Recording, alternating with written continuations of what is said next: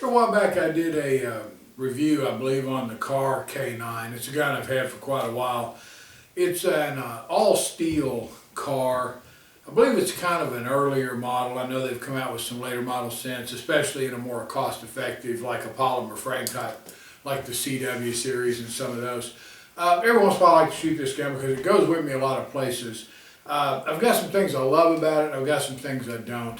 So what I'm going to do is I'm kind of going to run through a little bit of that stuff, but I'm going to wait until I get back from the range and then give you some thoughts on whether I think this is a good gun for a carry gun or not. I guess I'm supposed to check that. It's not loaded. Anyway, I'll be back on after the range session and, like I said, kind of give you some ideas about what I think. This is the Kahr K9. Pretty good carry gun, a little heavy by today's standards, but pretty nice. I like to practice with it a little because it's got a very distinctive trigger, different than more of the striker fired stuff. So anyway, I'm going to run about 15 rounds at the metal plates. Like I say, just once in a while I like to practice with this gun.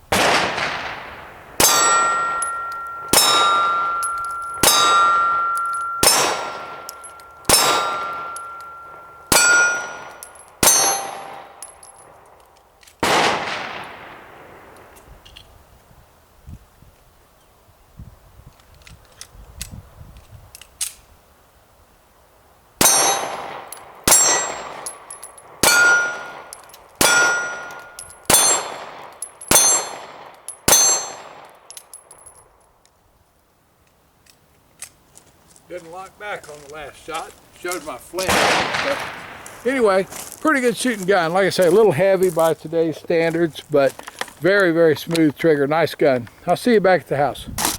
Okay. The Kahr K9, I just come back from the range, so I'm sure that this has been checked out there, but I am going to check it again, just magazine's empty too, just so I don't put a hole in my wall or something. There were some things, and I mentioned them a little bit out at the range, that I like and dislike about this gun. One thing, this gun's an all-steel gun. It's a heavy gun. It's, in my opinion, in this day and age, it's too heavy a gun to consider as an everyday carry gun. Of course, everybody's mileage varies on that. You know, some people love a heavy gun. I know guys that still carry 1911s. I know one guy that carries a Glock 20. You know, so I mean, I guess it's subjective, you know, it's relative to what you're used to, but I think in today's times, this is just for a carry 9 with the capacity that it has, which, you know, it's a single stack 9, it's a 7-shooter, I believe, and, you know, I just think that it weighs too much. I mean, I believe this thing weighs as much as some of my Smith 357 revolvers, so, and I don't know that for sure, so don't flame me if I'm wrong. There's another thing about it. If you want to use a Kahr gun as your everyday carry, I think it requires a lot of dedication to learn the trigger. It has a very much of a different trigger than about every other firearm on the market. I'm not sure what the system is to it, but it actually doesn't have the traditional light getting heavier pull and then loading up and then finally releasing.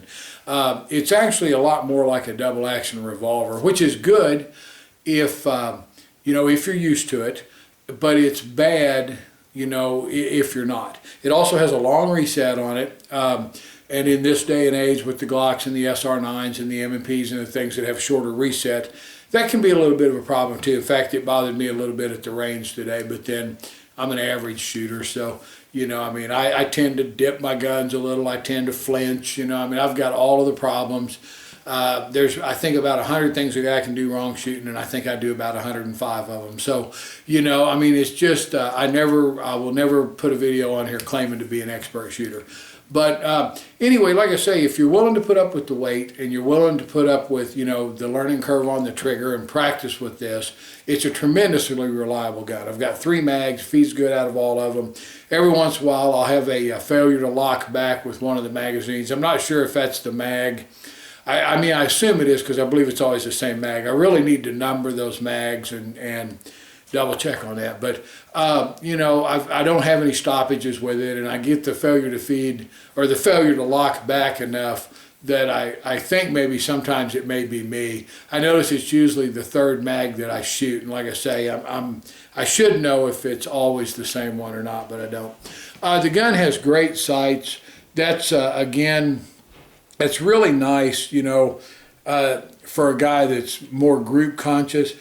In this day and age, more and more of the carry guns are getting away from really nice pronounced sights and going to lower profile. I mean, truthfully, most of the time a guy had to use a gun like this, somebody's going to be 15 yards or in. It's not going to be for distance shooting.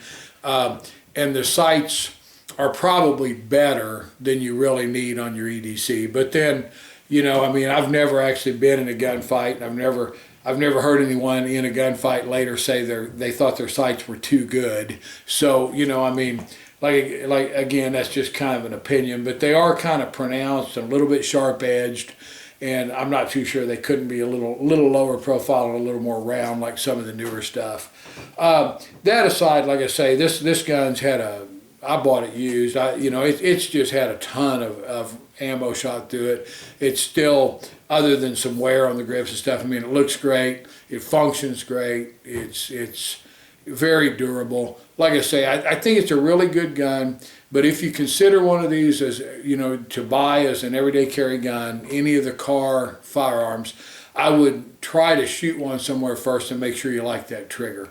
Like I say, that aside, I think it's a heck of a gun, and you know, you can pick these up now. This was a very expensive gun when it came out, but I believe I bought this one for about $300 or $350, and I routinely see them in pawn shops, you know, in the $300 to $400 range now. So I think a lot of these may have been police turn-ins, even though this one's not marked with any department on it. But like I say, it's actually a bargain for a high-quality firearm if you can get by the couple of little glitches that I or a couple of little idiosyncrasies, I guess, with this gun. It is a tremendously accurate gun.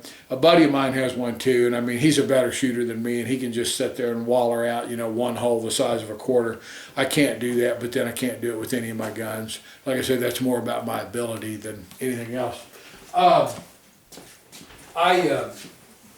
don't have a lot else to add on this. It's a fairly simple gun to take apart. Not quite as simple as the Glocks, but not very complicated. It's a low maintenance gun. Like I say, it doesn't require a lot of lube. I think it's a real good gun. I tend to use mine more as a truck gun. You know, I usually have it in my vehicle, but not so much as a carry gun. If I were going camping, car camping, something like that, where, you know, I didn't have to carry this in a backpack a long ways, I would certainly think it'd be a great companion to take with you camping. It's considerably more controllable than the really light stuff like the Kel-Tec PF9 or the Ruger LC9. It's easier to shoot, in my opinion, than a lot of the small 380s, and you have more stopping power. So, like I say, it's got its place. I just don't know that its place anymore as an everyday carry gun. Anyway, thanks a lot for watching my videos. I'm going to try to get a few more up. It's been a while since I posted any, but if you got any questions about anything, I tend to talk fast and kind of gloss through a lot of my stuff. There's so many in-depth videos on there that I don't do a lot of it. But if you have a question, shoot me an email. I'll sure try to answer it for you. Thanks a lot.